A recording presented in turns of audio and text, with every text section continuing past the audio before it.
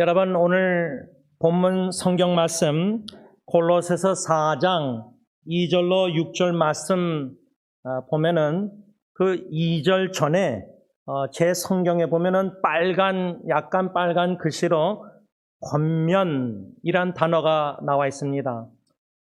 이 예배당 본당의 스크린에 성경 구절을 보고 읽으시면은 그 2절로 6절은 다 보시겠지만 권면이란 단어는 없습니다. 제가 왜 이 권면이란 단어를 이렇게 좀 언급하냐면, 우리가 성경을 읽을 때 특히 시편 말씀도 보면요, 뭐 1절에서 5절 쭉 보기만 하는데 1절 전에 나오는 표제가 있습니다. 그것은 성경책에 나와 있는데 그 표제도 우리가 그냥 무시하고 그냥 쓱 지나갈 때가 많은데 중요합니다. 그래서 오늘 본문에 골로새서 4장 2절로 6절 전에 권면이라고 이렇게 성경책에 썼는데, 이 말은 사도 바울이 골로새 교회 신실한 성도들에게 1장 1절부터 편지를 쭉 써내려가면서, 바울이 편지 쓸 때는 뭐 1장 1절, 2장 2절 이런 게 없어요. 그냥 이렇게 스크롤에다가 옛날 한국식 서예 붓글씨처럼 그냥 쭉 쓰는 거예요. 그러니까 1장 1절, 2절, 3절 이런 거는 나중에 추가한 거고, 그냥 바울이 편지 쓸 때는 그냥 쭉 써내려가는 거예요. 근데 쭉 써내려가다가 왜 4장 2절에서 6절에는 권면이라고 이렇게 한국 성경에 써 있고, 7절에서 이제 마지막 18절을 단락을 뭐라고 표제를 정했냐면 끝인사, final greeting. 우리가 편지를 쓸 때 옛날에 이민 와가지고 80년도 저도 그 하늘색 편지 종이에다가 한국의 친구한테 이제 뭐 사랑하는 중년아 이렇게 친구 목사 이렇게 쭉 쓰잖아요. 그런 편지를 써내려갈 때 제일 마지막에 잘 있어라, 뭐 끝인사, 마지막 인사 하잖아요. 그게 이제 7절부터 바울이 편지 내용이 써 있고, 오늘 본문 2절에서 6절까지가 권면. 이게 뭐냐면 1장 1절부터 쭉 편지를 써내려가다가 이제 끝 인사, 마지막 인사, 사람들 이름을 언급하고 뭐 다 얘기하기 전에 마지막으로 오늘 본문 4장 2절에서 6절 바울은 골로새 교회 신실한 성도들에게 마지막으로 권면을 하고 있습니다. 마지막 권면. 자, 요 부분만 생각하고 묵상하고 적용할 때, 마지막으로 여러분 사랑하는 식구들에게 권면하고 싶은 말씀이 뭡니까? 신앙생활 잘 하다가 천국에서 보자. 어떤 목사님은 마다드님에게 아마 그렇게 말씀하시고 떠나시고, 그 뭐 임종도 못 지킬 확률이 많고, 또 수술하다가 떠나신 분들 많으니까 마지막 말을 듣지도 못하고, 여러분 이 마지막 권면을 살아 숨쉬어서 의식이 있어서 보는 식구에게 말을 하고 떠날 수 있는 것도요, 그 축복입니다. 그거 하고 싶다고 다 되는 게 아니에요. 제가 우리 승리교회 성도님들 여러분들을 임종이랄까 마지막 순간들을 다 보고, 우리 고 안덕일 전도사님 같은 경우는 호스피스에서 이제 산소 끼고 다 이제 의학적으로 소망이 없으니까 준비하라 그럴 때, 우리 안권사님과 진경이 이렇게 다 식구들, 한국에서 또 안전도사님 여동생까지 오셔서 우리가 2시간 동안 그 호스피스를 성전으로 삼고, 시편 63편 다윗이 도망갈 때 광야를 성소로 삼았다 그랬잖아요. 호스피스를 하나님의 성전으로 삼고 우리가 2시간 동안 하나님께 찬양을 드렸어요. 그러다가 제가 마지막으로 안권사님 부인과 이렇게 자제분들에게 뭐라고 권면했냐면, 가까이 다가가셔서 안전사님이 이렇게 누워 계셨는데 오른쪽 귀로 이쪽으로 돌아오셔서 고개를 숙이시고 마지막 한 말씀을 하십시오 이렇게 권면했어요. 그랬더니 안권사님이 오셔서 무슨 말씀하시는지 좀 몰라요. 그냥 당사자끼리 얘기인데 그렇게 다 한 다음에 그 맏아들 진호 형제가 아틀란타에 있으니까 못 와가지고 진경이가 이 전화기로 화상체링식으로 해가지고 이렇게 아버지에게 이 맏아들이 말하고, 근데 아버님 이 전도사님은 마스크 끼니까 말을 할 수가 없었어요. 그렇게 예배를 마치고 나왔는데 그날 점심시간인가 떠나셨어요. 여러분, 이 마지막으로 권면한다는 거 여러분 잘 준비하시고 기도하시고 주님 만날 준비하신 거 다 아는데요. 만일에 하나님의 뜻이 계셔서 기회를 주셔서 안전도사님이나 이렇게 떠나신 분들 전에 마지막 한마디를, 특히 권면을, 마음에 있는 거를 진짜 하고 싶은 말. 저 같은 경우는 제 아내에게 만일에 제가 먼저 떠난다면은 하고 싶은 마지막 권면은, 아내를 알기도 전에 주님께서 미래 배우자를 놓고 기도할 때 두 가지 기도 제목을 주셨는데, 예수님을 닮아가게 하셔서 미래 배우자가 제가 죽기 전에 제 안에 작은 예수를 보게 하옵소서, 그 선물을 주고 싶거든요. 그래서 제가 죽고 나서도 아내가 저를 추모할 때 저보다 여러 추억들보다 예수님을 사랑하고 예수님의 성품을 닮아갔던 작은 그 예수의 모습을 기억만 할 수만 있다면은 그게 이제 첫 번째 간절한 기도, 소원 기도고, 그것을 이제 권면하고 싶고, 두 번째 아내 만나기 전에 미래 배우자를 놓고 기도할 때 예수님의 사랑으로 미래 배우자를 사랑케 하옵소서, 그 미래 배우자도 저를 예수님의 사랑으로 사랑하게 하옵소서. 그래서 저는 그냥 마지막 권면의 기회를 아내에게 하나님이 주신다면은 예수님의 사랑으로 당신을 사랑합니다. 끝까지 마지막 호흡까지 사랑합니다. 예수님의 닮아가는 모습, 사랑하는 남편의 모습, 그 선물을 당신에게 주고 싶었습니다. 이러고 숨을 거두면 얼마나 좋을까라는 이제 상상, 기도 마음인데요, 기원인데요. 바울이 이 옥중서신이라 그러잖아요. 감옥에서 그냥 편안하게 교회에서 목양실에서 있으면서 설교 준비하면서 그냥 설교문을 이렇게 써서 설교하는 게 아니라, 내일일은 남 몰라요. 우리 원로 목사님 수요 예배 설교하셨는데 고 안희숙 사모님, 그분이 그 내일일은 남 몰라요 작가의 글을 가사 쓴 거 아니에요. 근데 그분은 순교의 은혜를 받지 못하고 해방이 되어서 살아나오셨어요. 그래서 그분이 책을 처음에 쓴 게 뭐죠? 죽으면 죽으리라 에스더서에 나오죠. 그런데 두 번째, 세 번째 책을 쓰셨는데 죽으면 살리라, 마지막 세 번째는 죽고 싶은데 안 죽어요인가 하여튼 잘 기억이 안 나는데, 여러분, 순교한다는 것도요, 이 하나님의 은혜 없이는 감옥에서 핍박받다가 고문당하다가 죽임당해서 순교한다, 그런 상상도 기도도 간절히 할 수 있지만 그것도 하나님이 뜻이 계셔서 원하셔야지 순교할 수 있는 은혜도 누리지 아무나 순교할 수 있는 거 아닙니다. 그런데 그분이 감옥에서 그 고문을 당하시고 고생하셨잖아요. 그런데 내일은 난 몰라요. 그래서 저는 수요 원로 목사님 설교 듣고 다 이렇게 요약한 다음에 나눈 다음에 그냥 찬양이 터져 나오더라고요. 저는 감옥에 있는 것도 아니고 그저 한 해 뒤돌아볼 때 유족들 생각할 때 마음이 슬프고 그리빙 하지만 애도하지만은 생사의 갈림길에 놓여 있는 것도 아니고. 그런데 사도 바울은 감옥에서 내일은 남 몰라요. 내일 죽임 당할 수도 있는 거고, 사람 생명이, 저 여러분들 오늘 이렇게 예배드리지만 오늘 집에 가다가 후회해서 차 사고 나서 떠날 수도 있고, 그건 아무도 몰라요.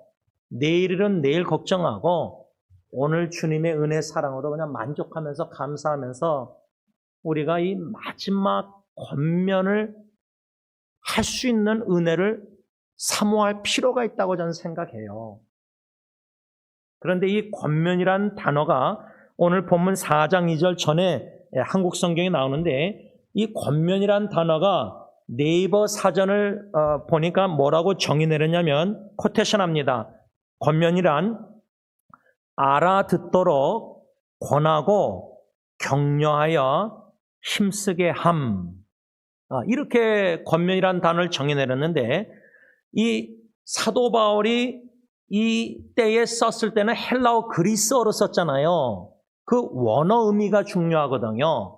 사도 바울이 말한 이 권면, 헬라어로 권면의 의미는 뭐냐면 간곡한 권고, 장려, 격려, 위로, 이 뜻이 있다는 겁니다. 여기서 중요한 건요, 그냥 바울이 마지막으로 편지를 끝내면서 인사하기 전에 마지막으로 3가지를 권면한다 할 때 그 권면은 간곡한 그 있잖아요. 간곡한, 또 다른 말로 하면 간절한 마음으로. 여러분, 저 여러분들이 생사의 갈림길에 놓였을 때 숨이 넘어갈 날이 얼마 안 남았는데 마지막으로 내 사랑하는 배우자나 자식 후손에게 하고 싶은 말, 그 한마디가 좀 죄송하지만 제 생각엔 그 사람의 신앙관을 저는 좀 볼 수 있다고 생각합니다.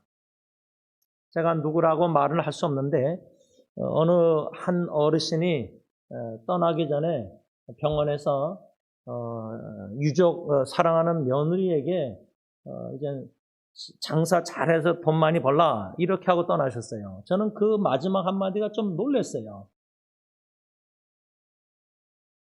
뭐 충분히 그분 심정은 제가 이해 못하겠지만 제 3자로서 그 한 병실에 같이 있을 때 그 한마디 어르신 말씀을 들으면서 어떻게 마지막 한마디를 그렇게 하고 떠나실까 좀 저는 의아했어요.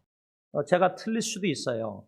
그런데요, 떠나기 전에 병원에 같이 있는 사랑하는 식구 중에 한 사람에게 마지막 권면 한마디를 한다면 뭐라고 여러분들 하시겠어요? 간곡히 권고하고 싶고 간곡한 간절한 마음으로 장려, 이 장려와 격려라는 단어가 나오는데 제가 이 뜻을 좀 잘 몰라서 사전을 찾아봤는데 장려라는 말의 뜻은 좋은 일에 힘쓰도록 붙돋아 줌 이렇게 써있고 격려는 용기나 의욕이 솟아나도록 붙돋아 준다. 그러면 마지막으로 권면할 때 좋은 일에 힘쓰도록 붙돋아 준다 할 때 좋은 일이 뭘까? 돈 많이 버는 게 좋은 일일까? 세상적으로 성공하는 게, 부귀영화 누리는 게 좋은 일일까? 좋으신 하나님의 뜻대로 사는 게 좋은 일 아닙니까? 이러한 격려, 장려를 간곡한, 간절한 마음으로 구한다. 이게 권면이라 그 뜻입니다. 사도 바울이요, 이 골로새서 외에도 빌립보서도 편지인데 2장 1절에 뭐라고 말했냐면 그러므로 그리스도 안에 무슨 권면이나, 여기도 이제 권면이 나와요. 권면. 물론 오늘 본문 골로새 4장 2절부터 6절에는 권면이란 단어가 나와 있지 않고 그다음 표제에 권면이라고 써 있는데 실제로 권면이란 단어를 빌립보서 2장 2절에 사용했는데 여기서 권면이란 단어의 뜻은 신자들의 믿음을 견고케 하며 확고히 하는 목적으로 간곡히 권고, 장려, 책망, 경고하든지 또는 격려, 위로하는 것을 의미한다. 이게 참 중요합니다. 마지막 권면을 사랑하는 식구에게 하고 떠날 수만 있다면 그 마지막 권면의 목적은 사랑하는 남겨둔 배우자나 처자식들의 뭐죠? 그들의 믿음을 견고케 하며 확고히 하는 목적이 돼야 돼요. 믿음이에요, 믿음.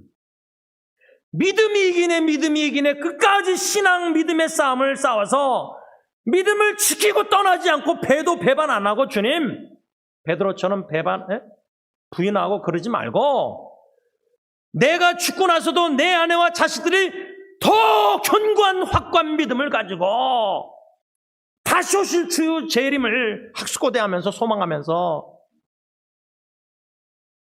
그러니까 여러분 결심해야 돼요.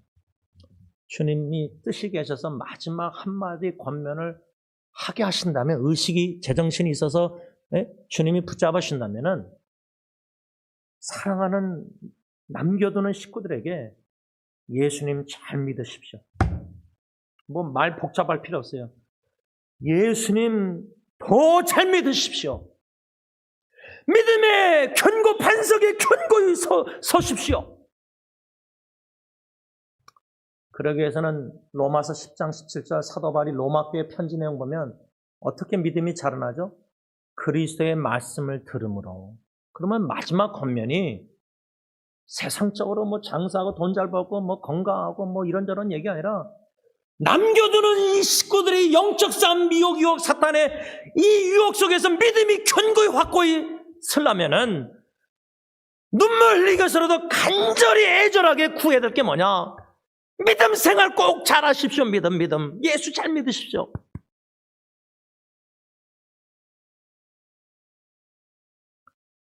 이 권면이라는 단어를 고린도후서 8장 4절에 사도 바울은 고린도 교회에게 편지를 쓰면서 이 은혜와 성도 섬기는 일에 참여함에 대하여 우리에게 뭐요? 간절히 구하니. 간절히 구한다. 이게 권면이에요. 그냥 한마디 그냥 썩 던지는 게 아니라, 죽기 전에 그냥 뭐 이게 아니라 간절히 구하는 거예요. 제가 잘 모르지만 고 박윤선 박사님 한국에 처음으로 신구약 66권을 다 주석을 쓰신 분, 제가 전도사 시절부터 박윤선 박사님 주석을 좋아했어요. 영어를 읽어서 영어 주석을 읽어도 되는데, 근데 제가 박윤선 박사님의 책 중에, 주석 외의 책 중에 Obsession with the Word of God, 영어로 이렇게 번역된 게 있는데, 그분은 성경에 중독되신 분이라고 말하면 좀, 어딕션이라면 좀 부정적으로 들릴 텐데, obsession은 완전 성경에 깊이 빠진 분이었어요. 좀 제가 보기에는 죄송하지만 가족 식구도 좀 등한히 하실 정도로 성경에 그냥 푹 빠진 분이었어요. obsession. 그냥 obsession이라는 영어 단어가 뭐 바람 필 때 딴 여자에게 막 빠지다 이렇게 부정적으로 세상에 쓰이지만, obsession with the word가 말씀에 깊이 빠진 분이었어요.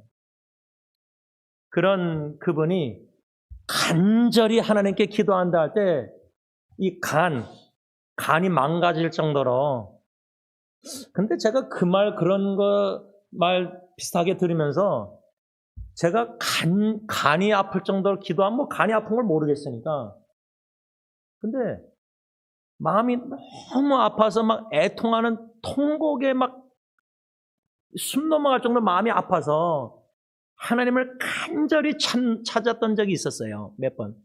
그게 다 뭐예요? 자식 죽기 전에, 또 자식 정신질환으로 막 시도할 때, 살려달라고 기도할 때 진짜 간절히 기도했어요. 뭐 기도가 길고 뭐 거창하고 뭐 천지창조 하늘의 아버지 주기도 뭐 이런 것도 안 나와요. 주님 살려.